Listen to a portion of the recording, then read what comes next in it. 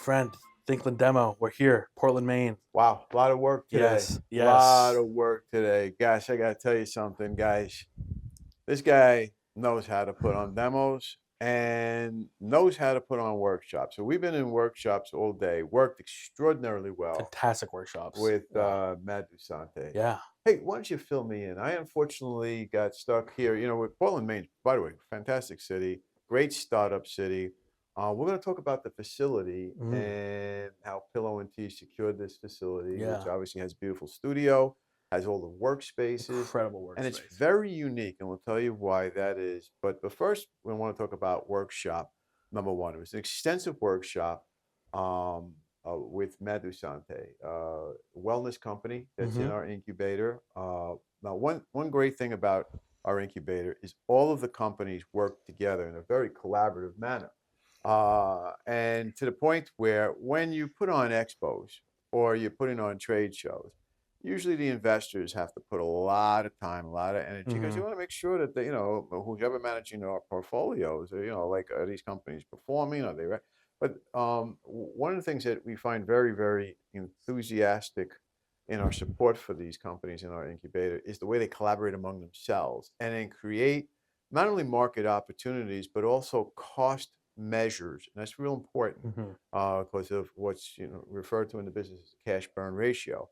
And all of them have a very, very good cash burn ratio in the sense that it is not exceeding what our levels of tolerance are. And one of the things we really like what you have been doing, in particular, your leadership as one of the veterans in this incubator, is the work that you were doing with another veteran company, Madu Sante. It's a Canadian company. It's based in Saint Foy, Quebec, a beautiful, beautiful little French village outside the city of Quebec. So why don't you fill us in about, Yeah. because she's got a couple of real exciting programs that are going on here. Incredible. Dash 3, of which I am a beneficiary of Dash 3. We'll get into that. Yeah. And also, I understand that you've got some things to tell our founders about your new development that is a product and service line of Thinkland, Mm-hmm. and how that's going to collaborate with what she's doing. Yeah, absolutely. I mean, I think you hit it, you hit it right there. It's like the whole point of these Thinkland demos is that collaboration aspect and bringing these companies and different startups that we featured within the demo, to collaborate, work together, do workshops together. And exciting thing about Madusante, and I just did an interview with her. You can find that interview in full on madusante.com.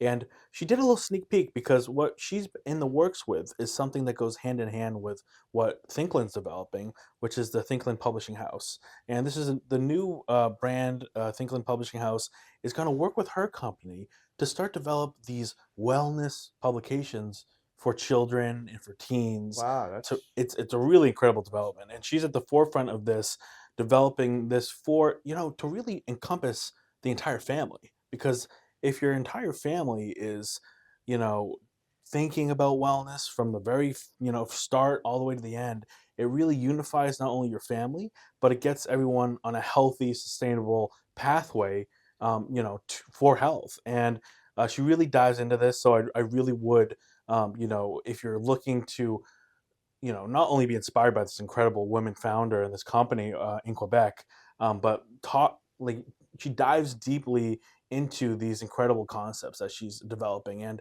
again, we're very proud to be working with her in our new publishing house with Thinkland.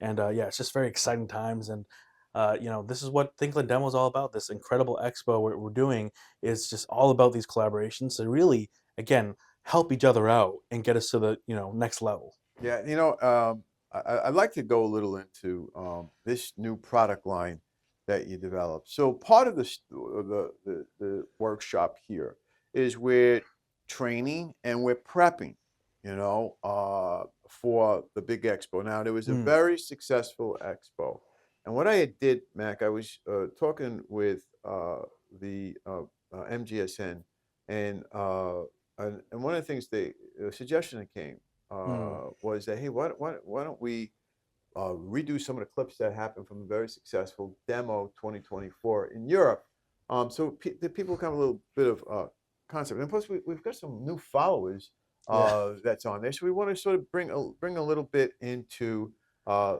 the demos and what happened. So a little bit of a history is involved in here. Mm. So one of the things that we do in our incubator and we teach is in a boot camp. It is a startup boot camp. And you need to be, you can even be in some cases, you can be, hey, I don't even know what my idea is going to be for a business. Now, you wouldn't qualify for a boot camp, but what you would be able to do is learn from this, Hmm. from these boot camps that we were doing. First, we held a boot camps in New York City uh, that were on, and that was the initiation of it. And then what we found out was, okay, we need to. The problem with New York is it is too much of a go town. So we said, why don't we get everybody onto a boot camp in a retreat format? And Mm. we wanted to pick where we were going to do it, and we wound up settling in to Quebec in the Mount Saint Anne portion of Quebec, which is, I guess, it's about an hour from Quebec City Yeah. north, and it's up Yeah. in the Laurentian Mountains. Beautiful That place. was on there, and maybe you can tell some of our followers, especially some of our followers who are just thinking about doing a startup. You had some business ideas that you cultivated in while you were in New York City, and I want to go back to that period Mm. because this is something I really emphasize with entrepreneurs. I want to go back to when you were in New York City. Did you spend a lot of money on an office rent? No, and I'm glad you brought that up, Jerry, because when you talk about boot camps, something that we developed, ground zero right there in Manhattan was I really would call it the boot camp for bootstrapping. That's really what Thinklin started because the company, and even I think this is when Thinklin was, before it even was named Thinklin, my office was the public library, the New York Public Library. Brilliant. And this is, people think, oh, I need to go get investors. I need to go into debt to start my business. I need to, go friends and family to start a business. It's like the key to starting a business is having a great idea and being resourceful to, then test that in the marketplace. And if you're in New York, and yes, it's very expensive, but it's an incredible place that actually has a lot of resources and a lot of free resources for startups. So if you go to the public library, I mean, I use that as my office. I was able to, my first client was in Manhattan. I was able to, work on my, deliverables there. I was able to source new clients, do all my research, do product development, concept generation there. So when you're first starting out, like, you don't need a big fancy office. You just need the hustle, the grit, the awareness to bootstrap. And this is something that we talk about in our boot camps, is that, from concept generation all the way to digital development, this is something that you definitely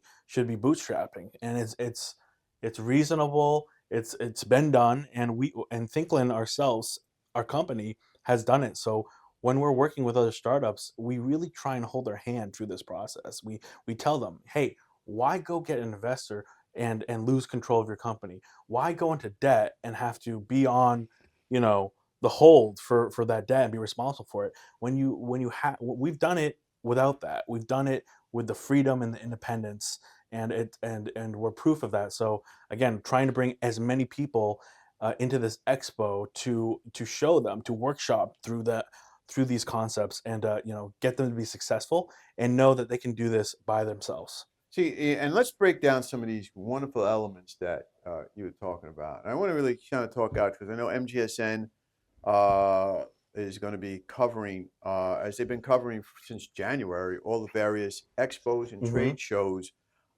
throughout the United States and throughout the globe, so that there could be a learning curve here. Now, one of the things I want to point out to you is there was a post that I put into MGSN, and they published it. It was a short reel, and it was really at the height of tech layoffs, or not the height. It was at the end of the year, and tech layoffs Hmm. were a little unnerving, and AI was becoming Right. a factor. And I said, listen, do you really want to look over your shoulder all the time waiting for those layoffs? And I had no clue that the layoffs were going to go into the government position at the time. Mm. But that's another story. But the point is, it almost underscores the fact that, hey, do you want to take control over your employment? Now, Mac brought up a very good point. Okay, so Mac was working for various companies, and typical with young millennials, Mhm. as soon as profit margins came in on the startup sector and investors came in, companies that you're working with who are good companies were put down because the Yep. investors said, "Hey, your pathway to profit is too long for us, and we don't have the patience for it, and we're managing a portfolio, Yeah. and you just don't fit Yep. into this business." In the meantime, all that hard work that the founder put in gets quashed because they weren't ready for investors. I am not against investors. We work on putting companies up to make sure they're ready for investors. Mhm. But as with strategic partnerships, which is one of the things that we teach in the boot camps, and strategic alliances, you want to make sure that that's particularly true with investors. Now, Mac made a very good point, my good friends out there in MGSN land, and that was that he bootstrapped. Now, bootstrapping is a mechanism in which you fund your pre-seed and your concept generation by your own funds. What kind of funds do I have? I'm going to give you a portrayal Mm. here, and I'm not going to betray any names, here. So let's look at the expense of universities. Now, you have a university education, correct? Yep. Yeah. Are you in debt? Yes. Okay, now, so there's the Gen Z, they call them the tool belt generation.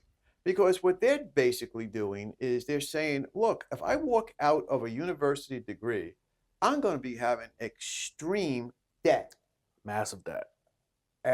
You heard it from my witness in the witness chair Yep. here, ladies and gentlemen, out there in MGS land. You're going to have a lot of debt that's on there. So here, what this portrayal is: a young woman goes to Boston University, Mm. and I'm only saying Boston University because it is just a school I'm putting out there. Okay, uh, goes to the university, and it's an expensive university. One of the most expensive. Yeah. It's also very difficult to get into, only a 14% Yeah. acceptance rate. Yeah. Now, you take a liberal arts education, you come out, or you become an MBA out of another school, Harvard. Again, I'm only just citing facts here, folks. They're struggling to get jobs Yeah. that's on there. In the meantime, the debt is there. Now, what one particular student did, and I'm not going to identify which university they came from, said, "Hey, I'm not going to do this. My older sister is turning 40 and she's living with my parents and she's got debt hanging over her head. Instead, I'm going to go into GitHub and I'm going to learn how to do AI coding. It's a free university that I can go in, get the Mhm. certification that's in there. And while I'm also in there, I'm also going to take this entrepreneurial class that's been offered by a very experienced entrepreneur lawyers and business developers. And I'm going to learn how to do a business, much like what Matt Hutchinson's done. I Yeah. watched on MGSN and he said, here's a guy who came from to New York City, very expensive city to live. And then how are you going to get a commercial office and use the public libraries? And that's bootstrapping. Another thing what this portrayal did, this young student went and said, I need cash. I need cash to pay for rent. I need cash to eat. So I'm going to get a job in a fast food place and I'm going to take that money. I'm going to pay for the tuition and any sort of productions that I need, Mm. research and development. Now, you see what Mac did? Mac did research because you just say, I got a business idea. I'm going to open up a brownie cart. That's great, but is there a market need for it? Right. Is it competitive? That's on there. You need to do research and development. And what did Mac do? He went to the New York City Public Library. Now, let me tell you about the public libraries. I don't care if you're in a small town or you're in a very large city like New York. The public libraries have resources, and if they're tied into the greater public library consortium, they can get those resources put in there if you become a member. And by the way, the membership in New York City costs you how much? I think it was free because I was like just out of college, and it was, it's easy as, because it's a public service, it's easy as going up to the desk and saying, "Hey, I don't got money. I want a library card. I want access to certain research," and they're willing to work with you. And I've every city that I've ever been to, whether it's Washington D.C., I got a library card at the Library of Congress. Like it's just do a little bit of research. Even Google it or TikTok it, whatever you want to do. there's resources in every major city and even in small towns across America. Take advantage of the public resources because, like what my friend said here, is that I personally really, take pride in being able to be independent and doing my own research and also educating myself because, like you just said, you could go spend 4 years of your life at BU, come out of debt, probably 250 in debt minimum, and you're gonna have difficulty finding a job in a liberal arts degree. You're seeing a lot of people, if they aren't required a professional degree, to kind of skip out of college and maybe do some sort of, whether it's a educate digital education, online education, maybe even a mentorship. Those are the avenues that people are starting to take advantage of because the debt's insane. The value of the degree has gone down, and even myself, my entire company is online educated. We would love if you went to college, but we also, we're willing to, employ you also if you didn't go to college because every one of our employees has been in tech sales training, digital training, and everyone that works for us is really, really responsible for that self education. I think that's super important and super available for everyone these days. And you got to take advantage of that because right now the market is telling these companies, that diploma isn't worth as much as it did 20 years ago, especially in this very fast moving economy where people don't have that. They don't work at a company for 20 years anymore. Every person I know, from millennials to Gen Zs to younger, are going from job to job, very much either leaving a company or being pushed out of a company every 2 to 3 years. And this is just the normal economy now. Is no longer you work at a company out of college and you stay in that career for the rest of your life. So this is a fast moving paced economy. You have to be adaptable. In the same way you have to be adaptable in the job market, you have to be adaptable when you're an entrepreneur, if and even more so. And I think what bootstrapping is another way to be adaptable to the marketplace and be resilient to the marketplace. And that ultimately is something that we're really trying to teach in these workshops up here in Portland. So now here's a great point. I was sitting in a cafe over in France, and it was just about a few years ago. It was before COVID, and when the young woman who was Mm. waiting on me noticed that I had an accent that clearly could not be confused with a Parisian, and she said, "Where exactly are you from?" And I said, "Well, if you take a guess," she said, "I think it's New York." I said, "Well, but bingo." I said, "You get a little extra euro on your tip there for that." And I said, "What are you doing?" She said, "Well, you know what? I want to do a startup, and I'm in this job." He Mm. says, "My parents think that I'm in a dead end job working on in this cafeteria, on this cafe, I should say." And I said, "There's no such thing as a dead end job if you reposition that job. Mm. If you reposition that job to pay for your rent, yeah, and pay for the, and then have some a few bucks that you might have to sink into your business. Mac, you did this. Yeah, and a certain means to a goal. There's a beautiful there's something beautiful about that. That every you talk to any even billionaire, they talk about that grind, right? And I think whether it's you're working in retail, get a retail job, or fast food, or the food industry, that's something that I did as a founder when I was working on these business ideas and wanting to bootstrap them and test them and do more research and more concept generation.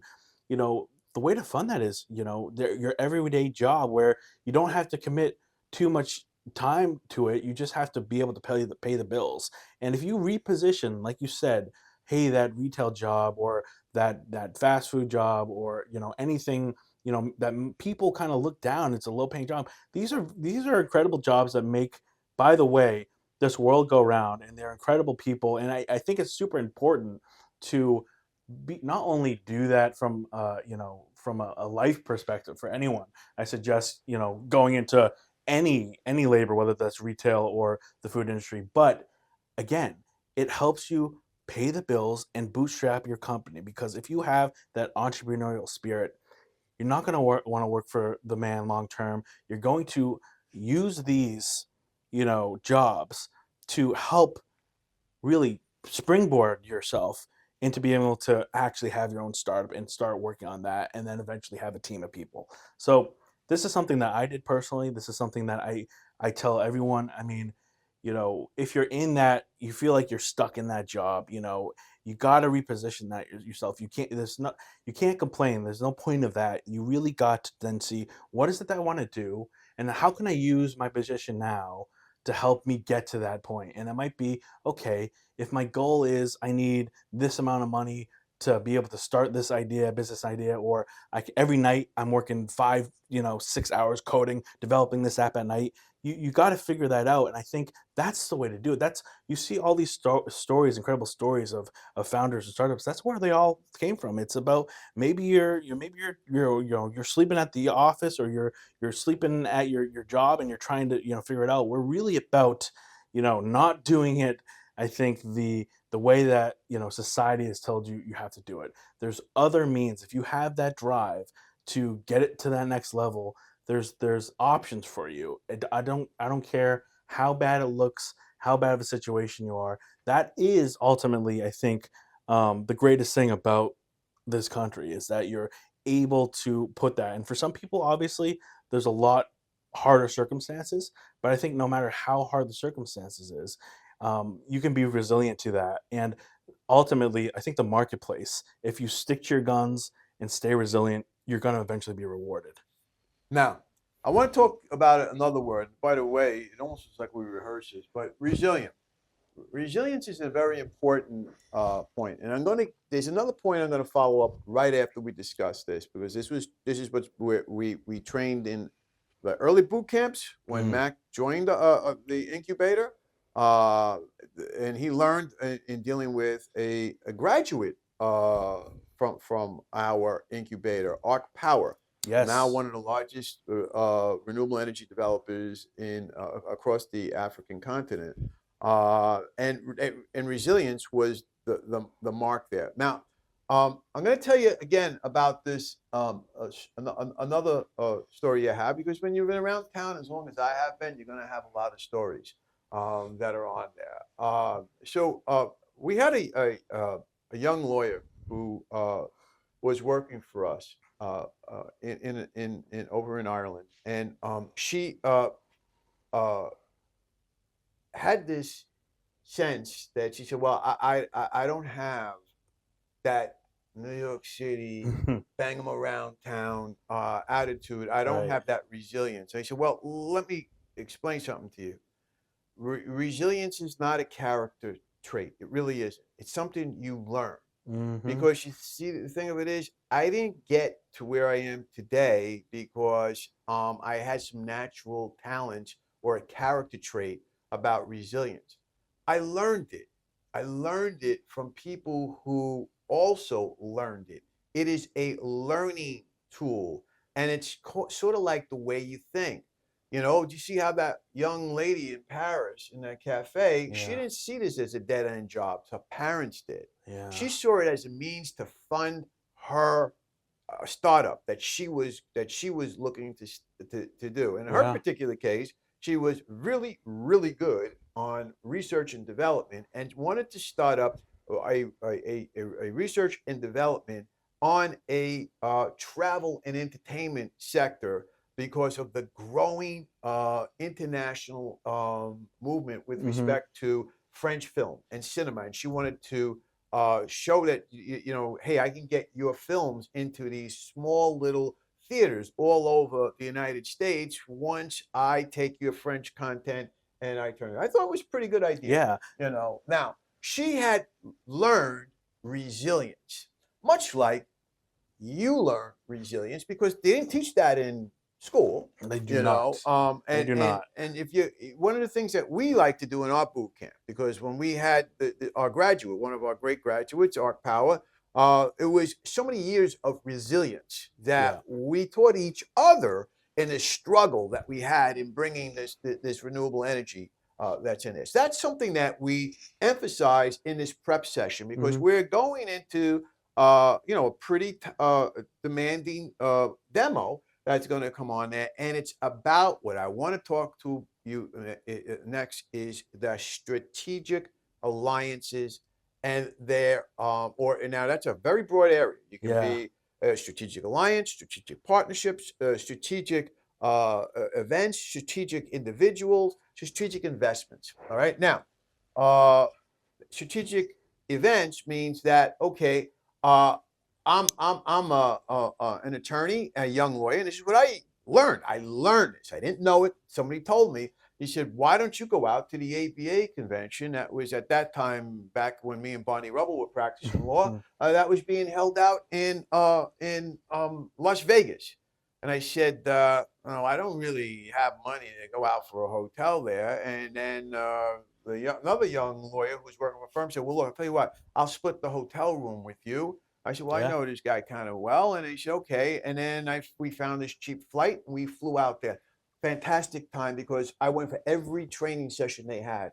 And if you were a young lawyer, it was open for free. And I had notes and then I made networks, I made connections that were on there. And one of the things I learned here, I was here in New York City and I said, look, when you go back to New York City, join all these various bar associations, which I did, and now all of a sudden I started networking on a regular basis.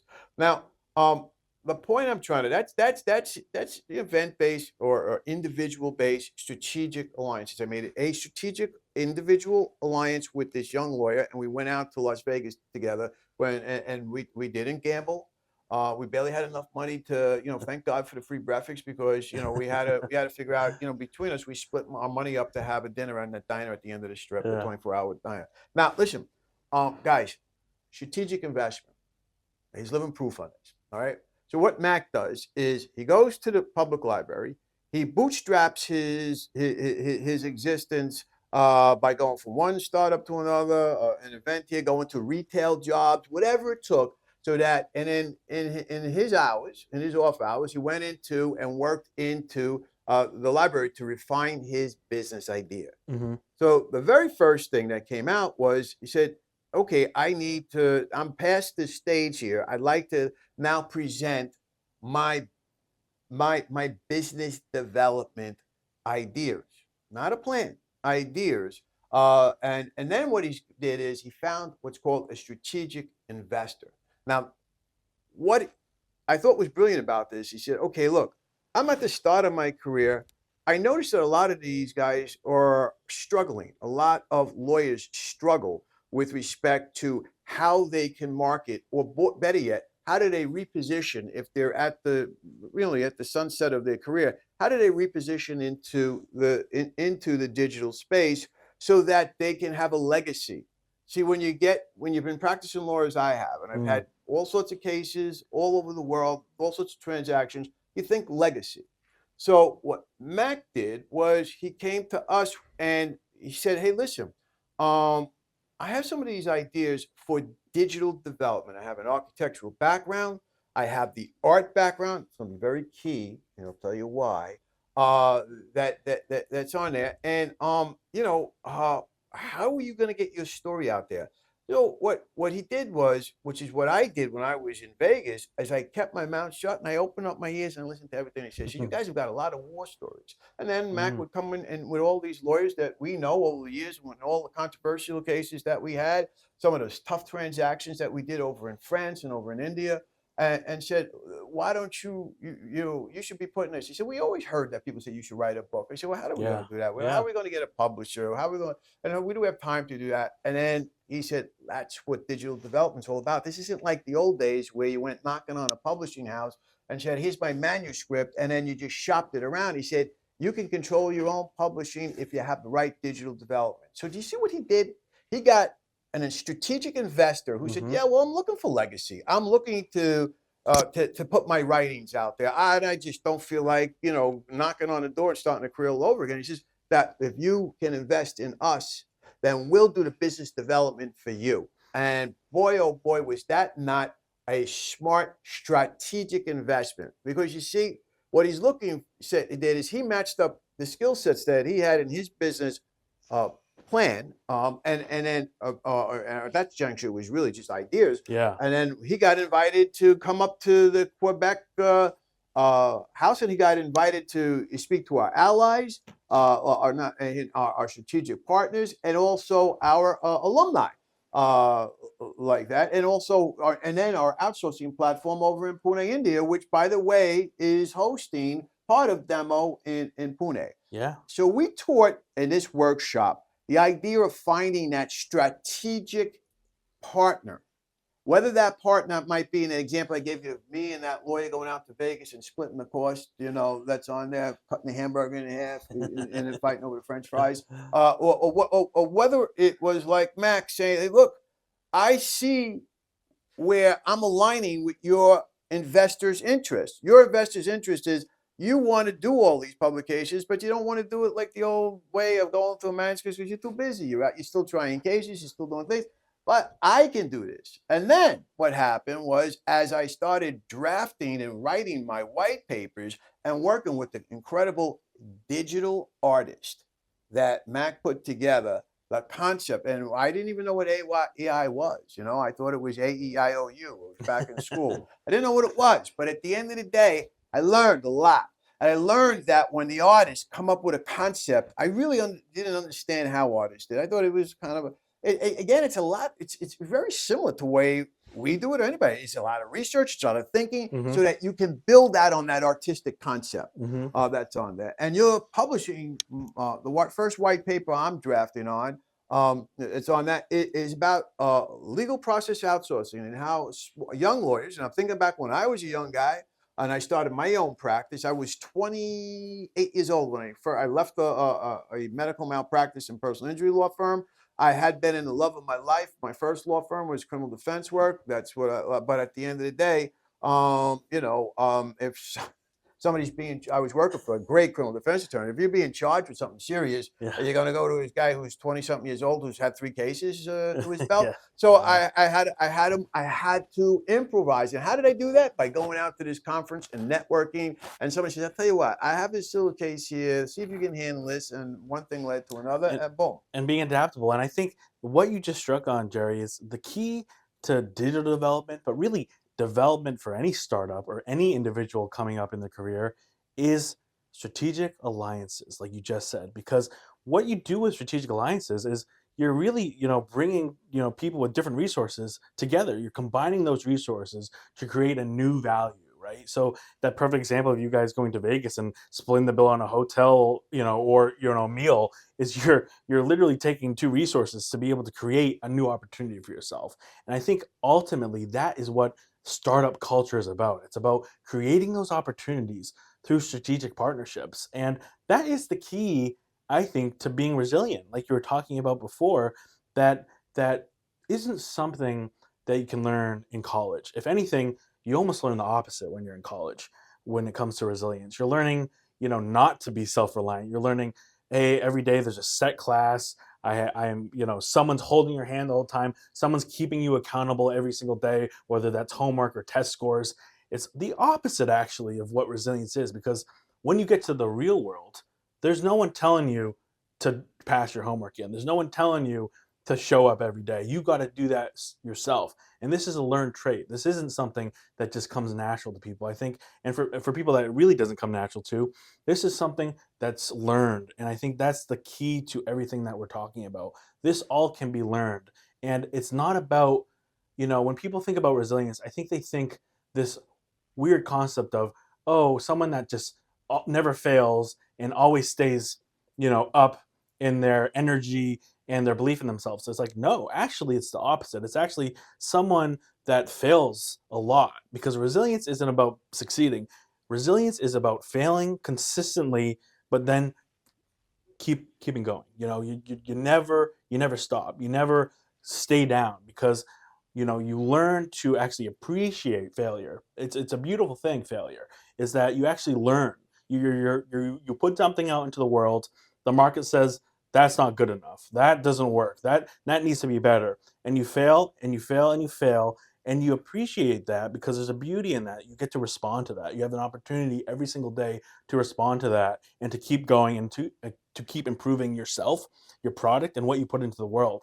That's what resilience is. So it's a learned thing. It's like that's why in the real world you learn so much more, because in the classroom you don't have that. You don't have the ability to respond to something like that. In the real world, you get hit down, you get knocked down, and then you get that opportunity to respond. And ultimately, when you're building your startup, you're trying to be that for other people. Other people have issues or problems that need to be solved, right? And you're trying to create something that can step in there and solve those issues for people. So you're actually like being that resilience, that resiliency that the world really needs. And trust me, all of this world we can see we need more resilience there. We need more people that can respond to certain challenges and step up. And ultimately, that's what startup culture is. That's why I find it so refreshing when we do these incredible events like Thinkland Demo, is because we get to bring people together. We get to share these resources that we have. We get to, really learn from each other, create these new opportunities, and by that, we make this world a little more resilient. And I think when you work on yourself every single day, or and you work on your startup to be more resilient, and you work on yourself to learn a little bit more, everything you put out into the world gets a little bit better. And again, that's a decision that you get to make every single day. This is something that you don't have to be born natural with. This is something that you're given at birth, or it's genetic. You can learn this. You can put this to your everyday life. Something happens. It might not be good. It might be negative. You get this opportunity to respond, and it's all about how to respond to those opportunities. And again, sometimes it's alliancing yourself with a partner, like we're doing here in Demo, and it's incredible opportunity to be able to respond with this entire, you know, putting something into the world that you can really be proud of. And I think that ultimately is why we pride ourselves in being a startup for startups, is because we've gone through the hard work. We can teach people these different, attitudes and mindsets to not only making yourself better, but your company and things you're working on to ultimately put out into the world and help the world be a better place. So that's another great segue into one of the things that we're working here in this great workshop. So the example I gave of the young lady who left the university and decided to go into GitHub and study Mm, for the free hmm. computer science certificate, not degree, but a top flight, Yeah, program. I looked at that program when I read about that, there's and so many so of those yeah. great programs. It's And, fantastic. and Yeah. then she decided that she didn't have enough money because she decided she wanted to pay her parents back. So she was in an advanced program in a school, won't tell you the name of the school, that's on there. And her parents, it was a $90,000 a year in tuition. Uh, so she said, okay, I'm in this program. I did half of it. It's $45,000. I'm going to pay my parents back on that. So went to a fast food place, works like a long hours to pay. She wanted to pay $1,000 for her room in the house she grew up Hmm. in. She wanted to pay back. She figured out if she paid 450 at least to start monthly on a payment, she's paying her parents back. And then what she was going to do is save money and go to a university, I guess I can give you the town because it really doesn't matter. It's a big town in Cerrito, California, right outside Los Angeles, in Mm-hmm. the community college there, and study chemical engineering, the basis for chemical engineering, which would then, once you went through that 2-year program, gets her into the California university Yeah, system. yeah. That's I believe that was $4,500 for the two Wow. years that you would have on Wow. that. And that's being paid for by what? Her work in the free in this restaurant. Now, here's what she stated when asked by the interviewer. Uh, what about AI? I mean, you're Yes. learning all this coding on AI, and AI can eventually take the role away from the coder.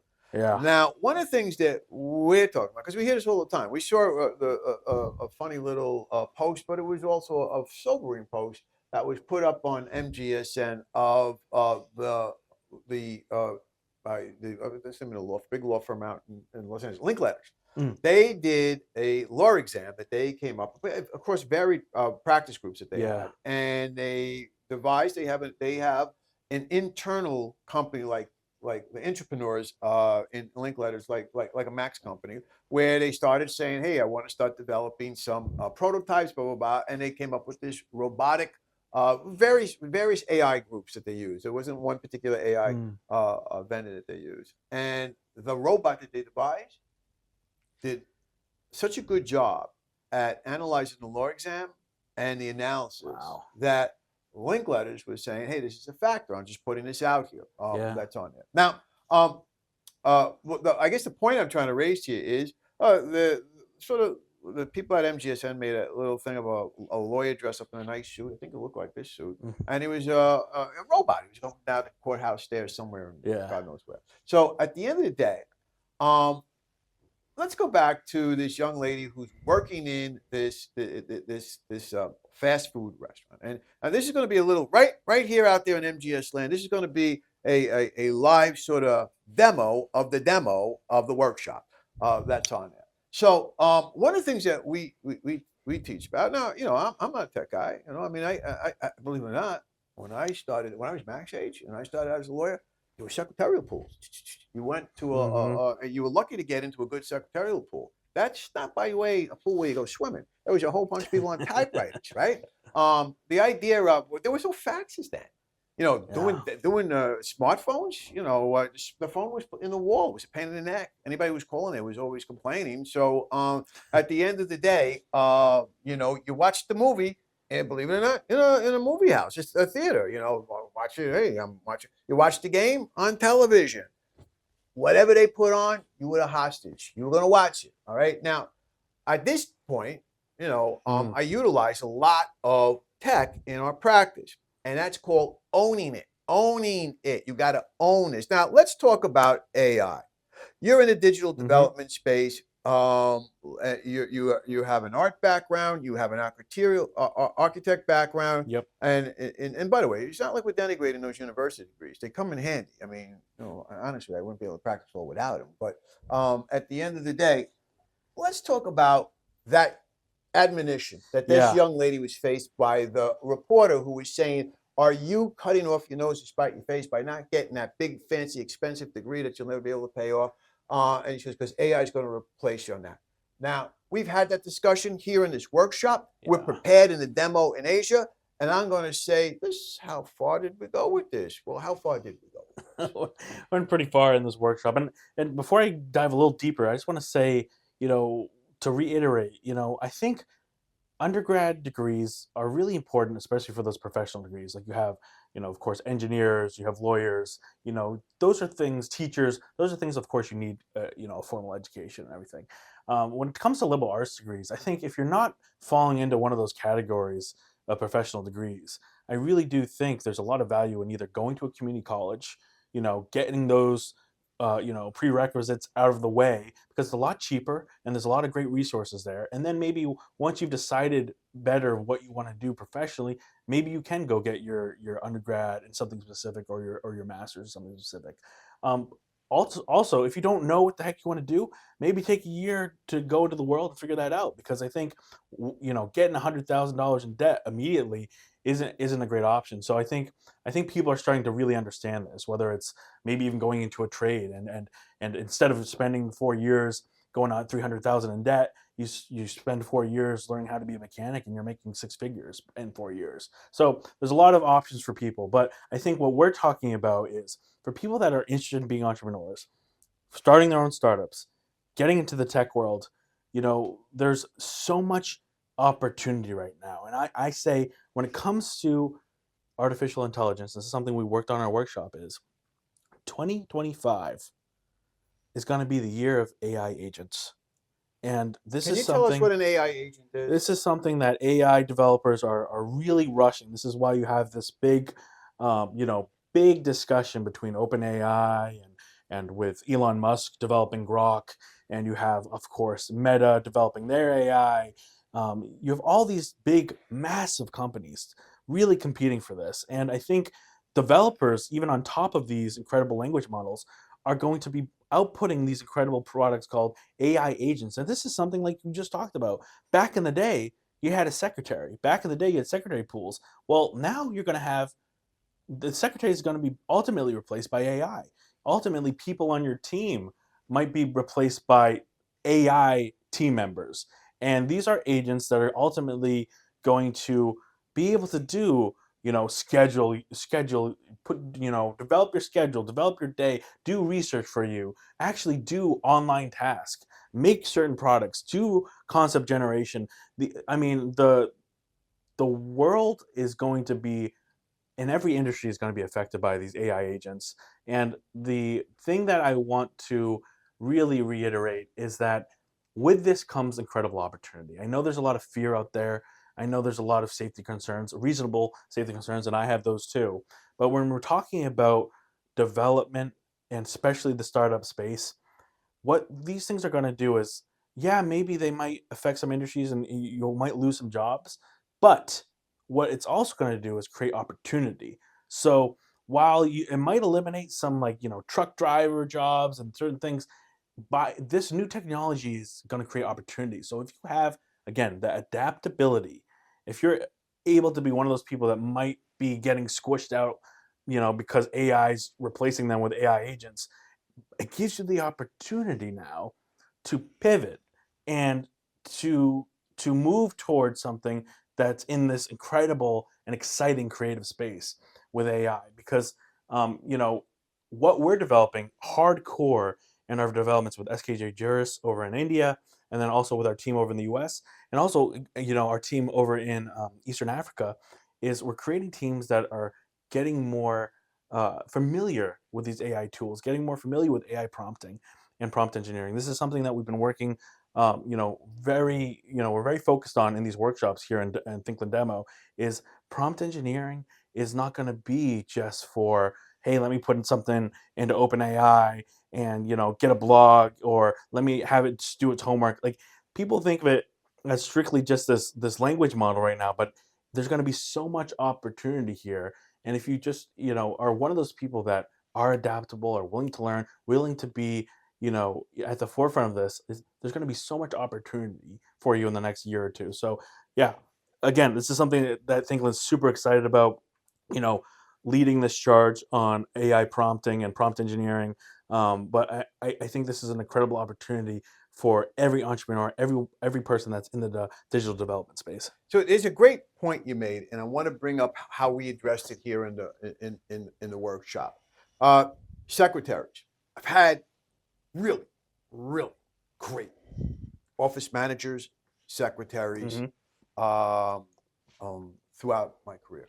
I mean, wouldn't be able to get through it, whether it was in the early years when when we first opened up and we didn't have, we had to do, we weren't as smart as Mac. We didn't go into the Brooklyn Public Library, so we had rent, we had the secretarial pool, had my secretary.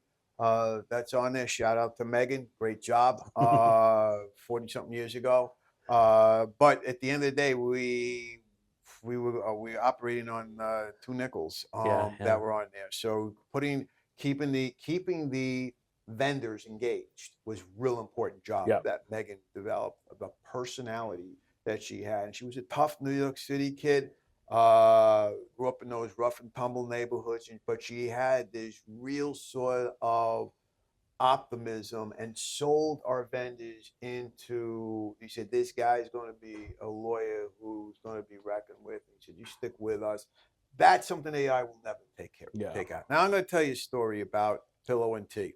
So when Mac came to us and said, look, we're going to need some support from the investor group that's on here. I'm going to put these demos on, and we're going to do a thing called event-based marketing with Pillow and Tea.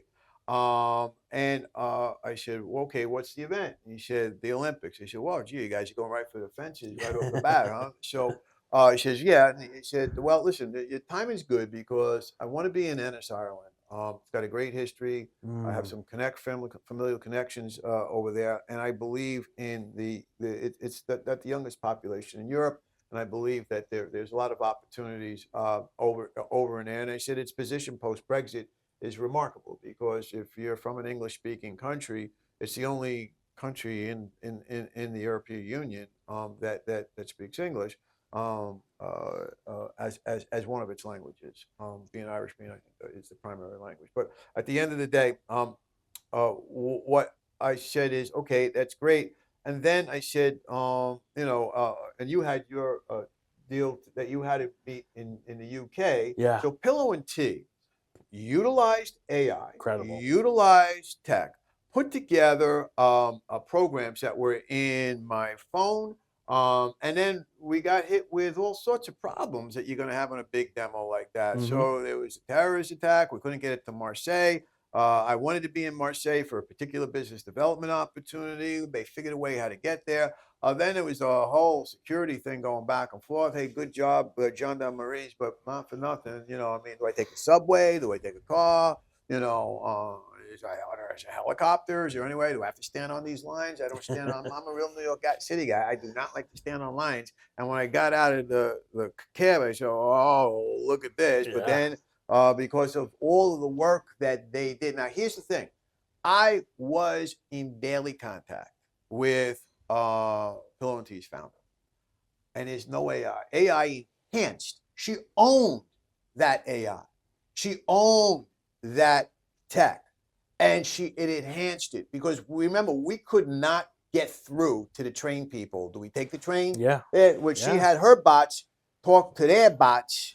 And then she said, "I got you on this train." And I said, "Well, I got nothing to lose. I mean, because otherwise we're just going to cancel that part of the Yeah. trip." And we got to the station early, got a cup of coffee and a croissant, as they say in Paris, and enjoyed that. And then got on the train, beautiful train, wound up in Incredible. Marseille, and beautiful weather there, and did the work we had to do. And there are people who are like writing emails, blah blah blah, but she was able to use these bots, so she owned it. So that secretary you're talking to, Yep. you see, I come in. I don't want to talk to a bot. I don't want to. I mean, I don't. I don't want to. And by the way, it's not like a boomer thing. There's a lot of people who's going to say, I'm glad I actually got to speak to a Right. real person. That secretary, instead of saying, "Oh my gosh, my tasks have been taken over by the AI," should say, "Whoa, wait a minute. Now I can do more things for you. Hmm. I can do more things for you, Jerry." And he says, "And now all the stuff that you say, hey, can we hire this? Can we hire that? I'm not going to help you with Max." So when I'll look over the draft you have and see you left this out, you left this out. That's how you reposition yourself by owning the technology. That's how Pillow and Tea did such a phenomenal job over in Thinkland Demo 2024 in Europe because she used Yep. the tech, but then communicated directly to me, said, "Here it is. There's the touch. I'll meet you over there." And when I got there, I said, "Oh, I'm not staying on no line to get in Yeah. there." She said, "No, you don't have to go on that line. You go here. Here are the people who are on the ground." She went up, introduced herself. They started this little rapport. We moved over here, and boom! Before you know it, I'm sitting in the stadium doing event-based marketing. Can you beat that? That you couldn't. And Demo 24, I mean, I can't think of a more success. I mean, Thinkland has never had a more successful event than Demo 24. This is a big reason why we're in Portland, Maine today with Demo 25 is that it was so successful. Everyone's like, when is the next event? And in 2025, now we have 4 events planned in different locations. And to speak to Pillow and Tea, I mean, you are so right in that their founder has such AI literacy, right? They own all of those tools. They own all of the AI technology to the point where the more and more that industry becomes, modernized to the point where just AI is taking over that entire industry, you need someone that instead of that traditional travel agent, you need that digital travel agent. You need that travel agent that can be able to sift through all the different websites and logistics when it comes to being able to go and deal with all those different things. And I think for a startup like us, for someone that's trying to do event based marketing, a company like Pill and Tea is the key to that because they allow you to not only have travel logistics, but they allow you to take advantage of what's in the market that might be a little more difficult for people because it's such a fast changing industry, the travel industry, especially with AI. They're able to be on top of it, be on top of the new, technology. I mean, it was incredible when we were in Ennis, Ireland, like you said, and then we went to Paris, and then the UK. How we were able to all have this app on our phones that updated. It updated my entire team and updated your entire team and all the startups that we were working with. And everyone had an itinerary and a schedule that if there was a change, it updated in real time. It gave an entire thing. It also had AI capabilities on top of it. Again, without this company, we wouldn't have been able to find this tool Wow. and have such a seamless experience. Speaking of Um, seamless, we had a yeah. medical emergency. We had a Yes. medical emergency, and there was the They were on top hospital of it. right there, bing, boom, right there, boom. It's go because we were in Galway City, and we were just coming back from dinner. Medical emergency started, Hmm. and I said, well, "Okay, what do you do? Where do we go?" It was late Yeah. at night. Love Galway, but it's not exactly 24/7 like the big NYC. So I said, "What happened?" There it was, right there. Let's go, And that's boom. the key because anytime you're traveling, especially internationally, there's things that come up. Whether it's a medical emergency, we had travel logistics problems with the trains. There was, potential threats in like Marseille and places that were, high security areas. And Pill and Tea again, with their ability to navigate that new technology, ability to handle the AI, and all these different tech tools that are available to them, you really are able to take advantage of all these things, but in a comfortable way because they take care of all that. You just have to say, "Hey, I'm going to this on these dates," and then they take care of it all. They take care of all the headaches that come with not only travel logistics, but the new technologies that not the everyday normal person that just wants to focus on their business and their marketing. That's what they allowed us to do. On that entire trip, we could just focus on getting content and workshops and strictly focus on our business development entities, and the whole scheduling and the whole logistics of the entire trip, which was a multi-week trip of 3 different countries, was completely seamless. And again, I can't speak more highly of them. And when you talk about that success and how that's just launched, my company and all our different startups that we work with, is right now we're sitting in Portland, Maine, and one of the coolest co-working spaces, co-working co-work hers, which is a incredible community, incredible co-working space for people that identify as women.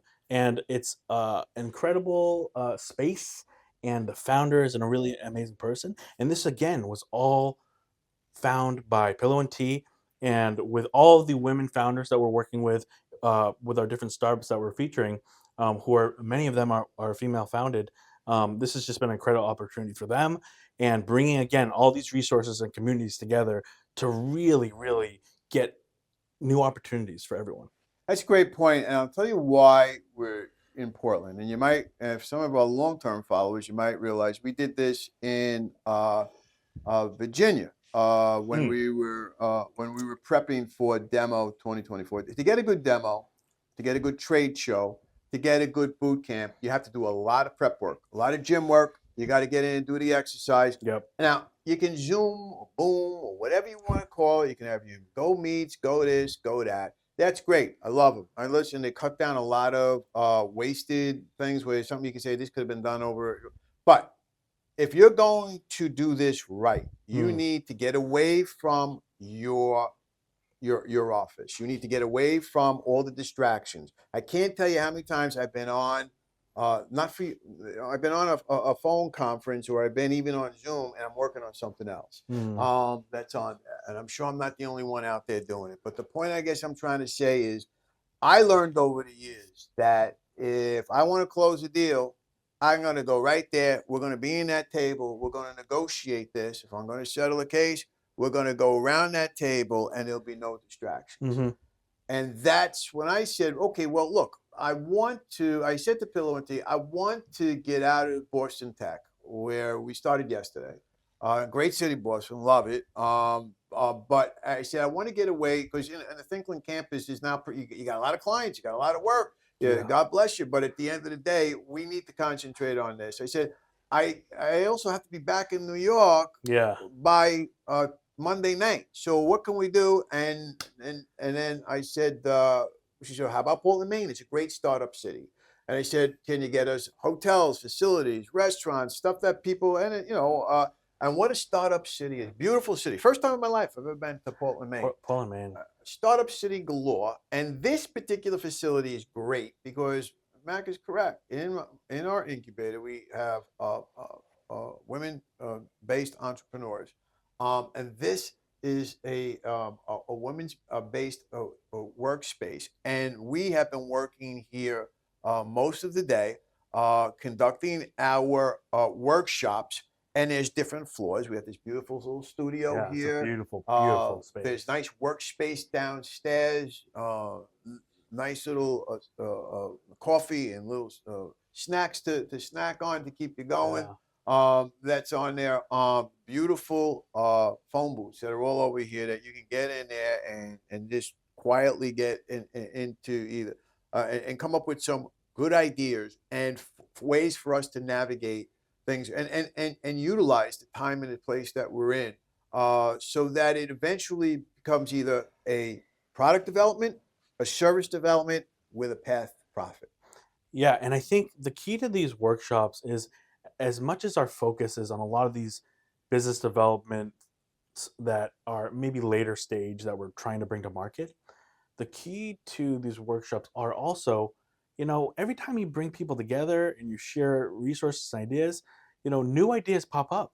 New concept generation, can happen, when you bring people together. And I think the key, as much as we love, the Thinkland campus, there's an advantage of sometimes getting out of that space and with a new lens, taking yourself out of a familiar space and going to an incredible, community and ecosystem like Portland, Maine, is really refreshing for all the startups that we work with because it allows for you to, again, share new ideas, talk about these new developments, and maybe a new thing pops up. And what the cool thing about and something that we learned about this coworkers here in Portland, Maine, is that they allow they really understand that the ethics behind creating a really comfortable space. This was had a purpose in mind for people that identify as women, and there's differences in the humanity in our life, human experience, between men and female, and people that identify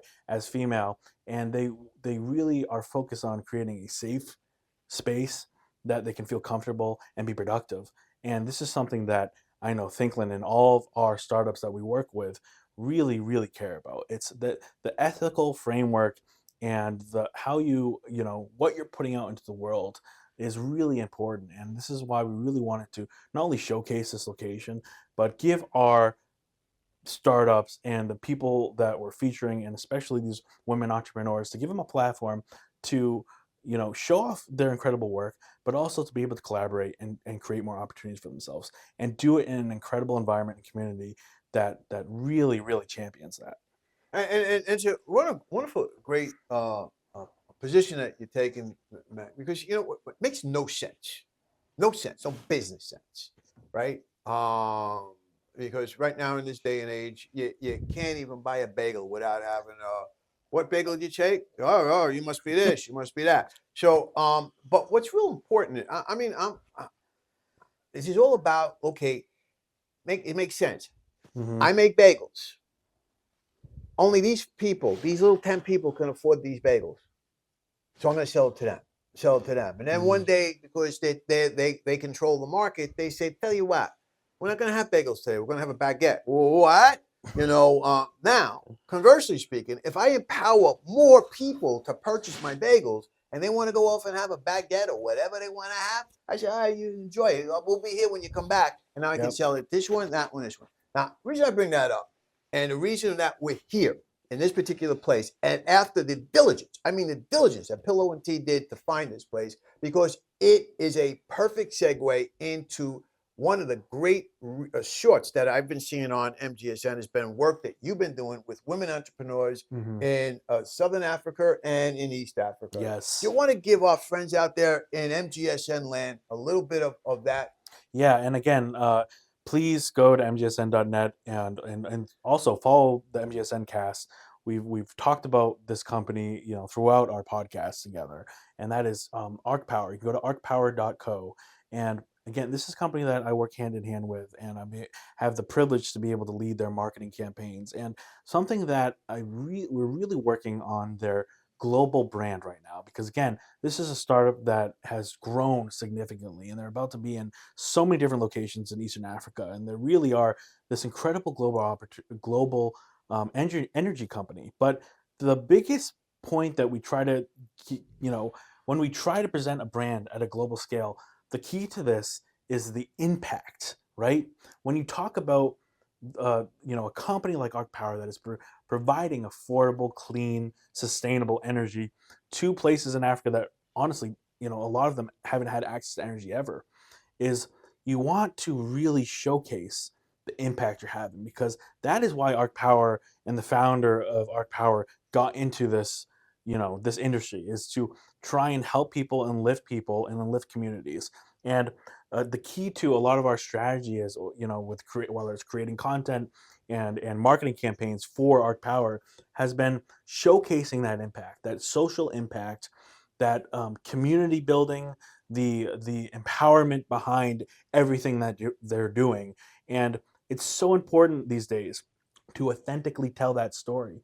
And the key to what Thinkland has been developing is that we've now finally gotten a team on the ground that has the skills, and it continues to develop those skills of capturing that content and capturing, the impact that they're having, on the ground in Africa.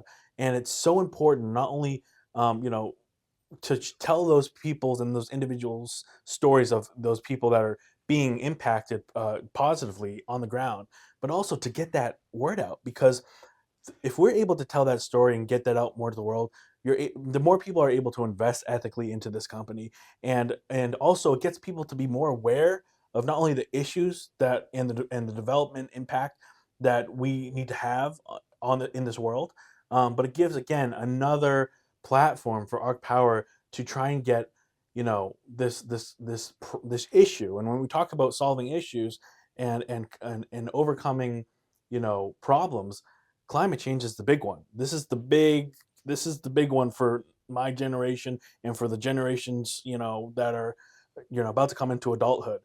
The number one issue that's going to affect all of our lives is climate impact. So when you talk about developing these parts of the world, we're trying to do this more ethically. We're trying to do everything more sustainably. And Arc Power is a small startup that is just wanting to just grow, and with exponential growth, there's a pathway there, but and able to get there, and to able to have more ethical and sustainable impact on the world, we need to be able to tell their story. And that's something that we've been had the privilege to develop a team there that's been able to capture that, so we can, start to tell that incredible story. That is incredible. Hey, this is only well, believe it or not, because we started off at your campus, so this is day two Day of two, yeah, demo 25. the workshop. We got a full schedule for the rest of the evening because there's a lot of paperwork that's involved in this. There's a lot of agreements that have to be done. There's visas. There's this, that, and the other thing. The fun part of it. Which, by the way, is the key to strategic alliances, because like my friend here who has got an incredible career and, legal practice, someone that's in the creative space, I'm able to aid him, and, content creation and digital development. He's able to aid me and a lot of the things that people need, which is legal, ability, and all these different things that come with starting a startup. Again, sourcing those resources together for new opportunities is startup culture 101. And I think, again, it's been a privilege to be able to do all these things together in settings like this. Yeah, and it is the example of, and it just isn't magic. It's something you can learn. That's on there. And we've had people over the years, and they would say, "Well, I'm not a very confident person," but you really write well, you analyze well. Hmm. So if you don't like to get up and talk to people, then we got to talk about maybe finding some co-founder for Yep. you. These are all the things that we can sort of develop. But I